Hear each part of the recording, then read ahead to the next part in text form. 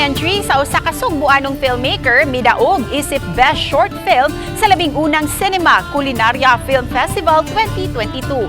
Ato siyang ilailahon pinaagi sa Bida Ka nga istorya ni Mark Reggie Abella. Gipaagi sa mga short film contest ang pagpasigarbo sa mga putahe nga tatak Pinoy. Kini ang Cinema Culinaria Film Festival nga nagtinguha nga ipasundayag ang mga lamiang pagkaong Pinoy ug pagpakita usab kini sa kaabunda sa atong culinary heritage.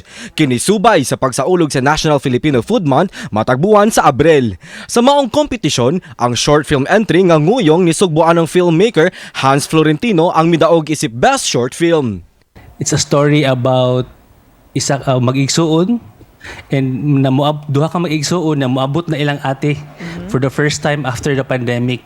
So nag-prepare sila sa ilang pinakapaborito sa ilang ate ng nguyong. Bisan pa man sa kasimple sa sugilanon ni ini, nahukman silang mananaog gumikan sa inspirasyon ni Direk Hans ni ini.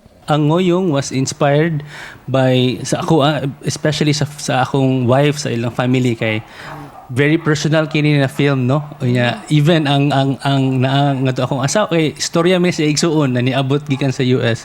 Na akong asawa ni apil ang iyong parents ni apil pod. So very family kay siya, closely related kay siya sa mua. Daghan pa mga short film nga nagpakita sa katahom sa atong kasaysayan, ilabi na kung pagkaon ang hisgutan.